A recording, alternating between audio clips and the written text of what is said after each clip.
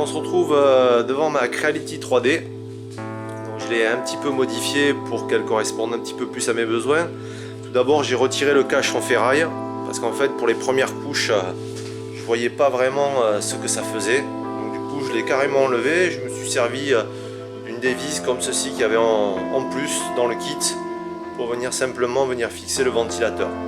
Je me suis mis aussi une petite LED, tout simplement, que désormais je pilote grâce à un petit interrupteur que j'ai fixé ici et aussi le ventilateur que j'ai rajouté et que je peux allumer directement au niveau de la pièce, ici là, tac et tac. Donc voilà, deux petites modifs bien sympas. La buse elle fonctionne toujours très bien, hein. Je suis monté à 260 degrés sans problème. J'ai pu imprimer du PLA, du PET+, et j'ai fait un test ABS aussi qui a très bien fonctionné. Le problème c'est qu'on a un petit peu de warping sur les grosses pièces. Sur les toutes petites ça pose pas vraiment de problème, mais sur les autres ça pose un petit souci. Donc je me suis décidé à installer un hotbed. Le problème c'est que les dimensions elles correspondent pas du tout. Donc ça c'est la plaque d'origine en plastique. Le problème c'est que si on chauffe, elle risque de se tordre hein, avec le temps, contre les efforts des ressorts, tout ça. Donc je m'en suis fait une en alu, avec une plaque d'alu que j'ai découpée. Et en fait, voilà, j'ai refait les trous. Le but c'est qu'elles viennent comme ceci. Voilà. J'ai bien fait la découpe ici à la thermistance et l'alimentation. Avec les trous des vis ici, qui vont venir s'emboîter directement sur le plateau d'origine. Donc du coup il sera plus ou moins isolé de la chaleur. J'aurai plus qu'à venir par-dessus, comme ceci, avec ma plaque d'origine. Hein. Mais je pense que je vais en mettre une en métal ou en alu, que je me suis fait découper, qui va venir comme ceci. C'est pas facile avec la caméra. Voilà, comme ceci. Et avec des clips, des nouveaux clips que j'ai achetés. Parce qu'en fait, ceux-là, il n'y en a que deux. Hein. Donc deux pour bien répartir, il suffit que la plaque soit un peu tordue, ça ne le fait pas. Donc j'en ai acheté 4 nouveaux. J'ai un petit peu galéré pour trouver le bon prix. Parce que généralement, ils les vendent à l'unité à 1€ ou 1,50€ voire plus. Sur Top Office, vous pouvez aller voir. Je crois que j'ai payé les 6 ou les 8, 1,20€. C'est des petits, c'est des lots, carrément dans des sachets. C'est exactement les mêmes. On appelle ça des pinces à dessin. Donc c'est vraiment très très pratique quoi. Donc voilà, la résolution, l'autre jour j'avais fait une petite vidéo mais on voyait pas très bien, donc j'ai repris mon super appareil et je vais vous montrer un petit peu ce que ça donne en PLA. C'est vraiment, voilà, ça ressort super bien quoi. Vraiment la définition, je suis toujours en 0.2, hein. 0.1 j'ai pas encore essayé parce que ça prend beaucoup de temps, mais en 0.2 pour l'instant tout est parfait, les codes sont respectés, j'ai rien modifié dans le firmware, juste l'éperon un petit peu. Si on va aller voir vite fait là, hop, je vais allumer répétier, il est où? Il est là. Je vais vous montrer un petit peu les modifications que j'ai faites dans l'éperon. Donc ça s'ouvre.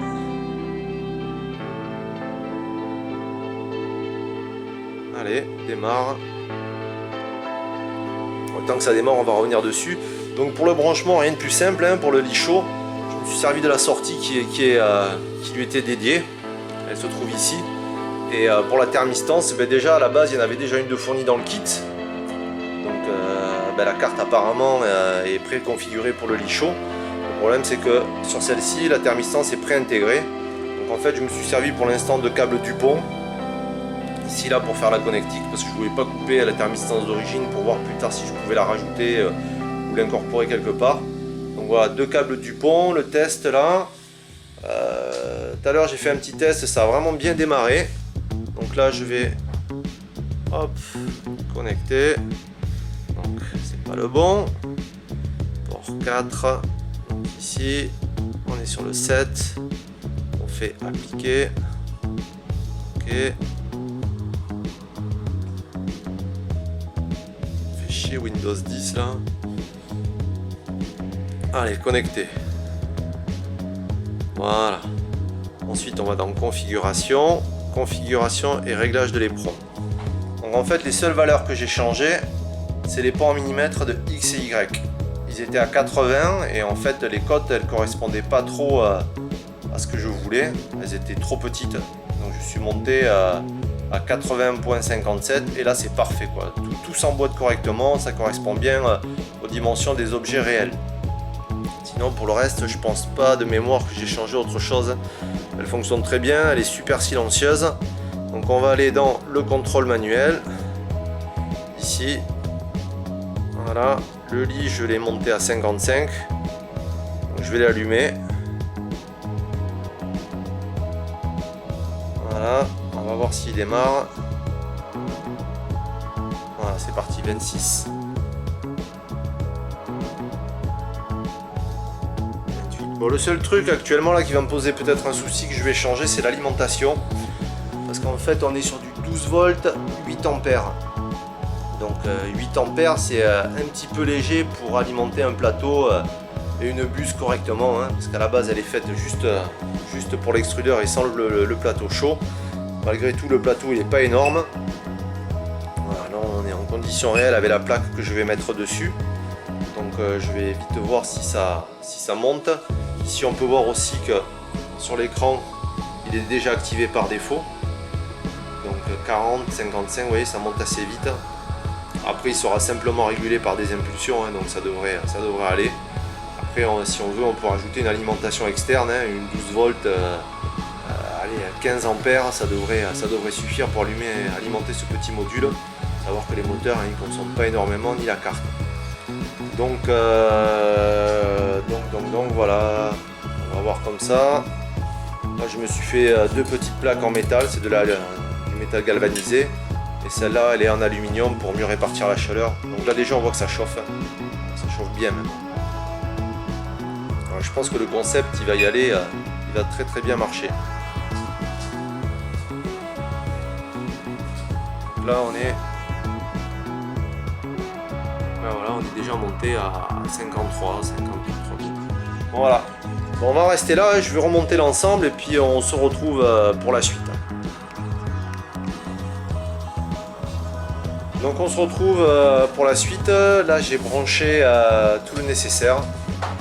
Donc là on peut voir que derrière j'ai bien fait passer les câbles. Tout est bien configuré. Apparemment tout fonctionne sur les premiers tests. Donc voilà une pièce que j'avais imprimée sur du Bultac. Voilà. Et on voit que la pointe elle tenait pas quoi. Il y avait un effet de warping même avec du PLA. Voilà. Pourtant j'ai un plateau Bultac. Mais voilà, chez moi il fait pas très chaud. Donc du coup, l'enceinte, le but c'est pas de faire un plateau qui monte à 60, 80, 90. C'est juste pour lui faire maintenir la température ambiante, qu'on puisse monter à 40, 45 quoi. Donc là j'ai remis ma pièce. Ici on revient, je suis où là, trancheur. Donc je tranche avec Cura. J'ai mis la température à 210. Et le lit chaud. Voilà. Maintenant on va voir si le plateau prend. Donc là déjà on voit que il lui a demandé de chauffer. Alors, ça monte en température, hein. 27, 28, 30. Ça va être un petit peu long, hein. Je vais accélérer sur mon montage. Le petit truc qu'il y a, comme j'ai dit tout à l'heure, c'est que cette alimentation que j'ai ici, elle fait 12 volts, 8 ampères. Donc c'est un petit peu limite et je pense que déjà elle chauffe. Donc en fait, comme j'ai une alimentation 12 volts 20 ampères, et bien elle va parfaitement sous le plateau. Vous voyez, en fait ce que je vais faire, hein, je vais récupérer la fiche et je dois avoir une autre fiche pour l'alimenter, du double face sur l'arrière de l'alimentation, et en fait comme on voit, il vient pile poil se positionner sous le plateau et ça permettra d'avoir un ensemble complet où je rajouterai peut-être juste une prise de branchement de PC informatique à l'avant avec un interrupteur. Et ça me permettra de pouvoir correctement l'alimenter et d'avoir la puissance nécessaire. Et du coup, j'aurai plus ce petit boîtier d'alimentation de transport. Voilà. Autre point que je vais améliorer ici, c'est sur la courroie. Parce qu'en fait, on voit ici... Allez, fais-moi la mise au point. Voilà. Petite mise au point, voilà. Ici, on vient embuter, on pourrait gagner facilement 2-3 cm. Bon, c'est pas grand-chose, hein, mais sur une petite imprimante comme ça devrait le faire. Donc, je vais faire une pièce qui va venir simplement embuter sans boîter. Comme sur la barre, ici, il y a un trou.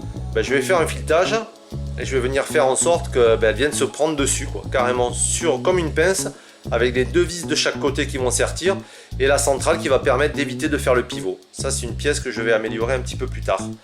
Sinon, hop, j'allume ça. Ici, je peux allumer et éteindre ma lumière. Voilà, pas plus hein, pour l'instant, on va laisser chauffer.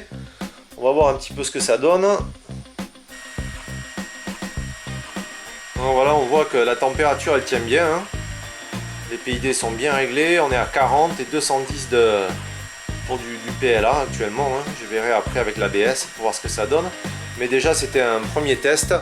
On voit qu'avec l'alimentation classique, là je peux la tenir, hein. Elle chauffe quand même, mais il faudra la mettre dans un endroit où elle soit un petit peu aérée, pas en contact avec le sol, hein. Un petit peu quitte à la surélever, à faire deux supports avec votre imprimante pour pas qu'elle touche le sol, et quitte peut-être à rajouter un ventilateur dessus si vous n'avez pas les moyens de vous offrir une alimentation externe. Hein. Bon, ça vaut pas très cher, ça vaut une vingtaine d'euros. Bon, un petit ventilateur en reprenant le 12 volts de sortie, comme ça, pof, elle est refroidie, elle est auto-alimentée. Voilà. Quoi d'autre? Les PID, j'ai bien dit. Les réglages imprimante. Donc pour les hauteurs, profondeur, largeur, c'est ici. Voilà ce que j'ai mis. 110, 130 et 90. Après il y aura les décalages d'origine à faire, tout ça, mais bon, ça on verra plus tard. Donc là ça tient, et puis du coup comme j'en ai commandé un, et bien en fait au lieu d'en commander qu'un, vu qu'il y avait DHL, le transport, tout ça, j'en ai commandé 4. Donc parce que je pensais le faire simple, juste le coller celui-ci sous le plateau principal. Et celui-ci, ben voilà, en fait c'est celui dont je me suis servi, hein, parce que j'ai refait ma grande plaque. Mais celui-là là-bas c'était juste pour faire un plateau en alu. En fait celui-là il passe sous les 4 vis, tout simplement. Donc si vous désirez simplement faire une alimentation, c'est-à-dire reprendre cette plaque-ci, vous voyez, et la faire en alu ou en métal comme ça avec les 4 trous, hein, sans vous prendre la tête. Et ensuite vous aurez juste à venir coller cette partie-là, puisque celle-ci je l'ai pris aux dimensions d'ici, vous voyez. Voilà, elle viendrait en partie chauffer, voilà, elle viendrait comme ceci. Voilà, elle passe entre les 3 vis qu'on a, hein. Donc sans problème. Et celle-ci en fait, elle est parfaitement adaptée au grand plateau et pour pouvoir aligner le truc. Le petit truc dont j'avais peur surtout, c'était qu'en fait, en mettant cette plaque de silicone dessous, j'allais pas retrouver mes 4 points à l'équerre. Donc c'était un petit peu mon problème. C'est pour ça que j'avais acheté le petit. Mais en fait, une fois le montage terminé, j'ai très facilement pu faire les réglages de hauteur sur les 4 angles et ça tombe parfaitement. Le petit plus, je pense que c'est ces pinces là qui sertissent vraiment bien la plaque dessus.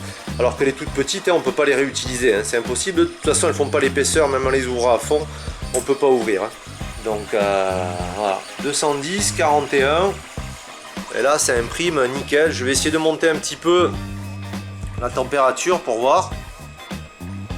Parce qu'une fois que tous les éléments sont chauffés, hein, après ça, c'est juste une question de régulation. Hein, c'est les premiers démarrages. Donc là, ça chauffe quand même. Hein. Ouais, je pense que il va falloir rajouter un ventilateur sur ce truc ou mettre une alimentation externe. Sinon, je pense pas qu'elle tienne des heures et des heures. Voilà, sur ces premiers tests. Sinon, qu'est-ce que j'ai à rajouter? Ben, pas plus. Hein. Je suis très satisfait de cette imprimante. Elle fonctionne parfaitement. Toutes les pièces que j'imprime sont d'une très bonne qualité en 0,2. Hein. C'est ce que je cherche. 0,1, la finition, c'est pas trop mon truc. Mais voilà, plutôt satisfait du concept que je trouve vraiment très bien réalisé. Il y a quelques petites améliorations à faire. Hein. On pourra, si on veut, plus tard rajouter 2 longerons, hein, et augmenter la longueur du plateau. Hein. C'est tout simple, hein. Il suffit juste de changer cette tige et de rajouter 10, 15, 20 cm même si on veut, et on pourra imprimer vraiment des pièces très larges, quoi. Et pareil dans l'autre sens, hein, on pourra très bien rajouter une petite extension ici, puisque là, en fait la buse elle pèse rien du tout, quoi. Donc ça c'est le format de poche, mais on peut très bien envisager non pas de mettre un plateau par 200, mais de mettre un plateau de 200 par 110. Voilà, ça permettrait de faire vraiment des pièces en longueur et augmenter un petit peu la largeur. Voilà pour ces quelques précisions, on se retrouve très bientôt pour de prochaines vidéos. Et merci à tous de me suivre, et n'oubliez pas, pensez à vous abonner, parce que plus il y a d'abonnés, plus ça me donne envie de réaliser des choses. Allez, à ciao!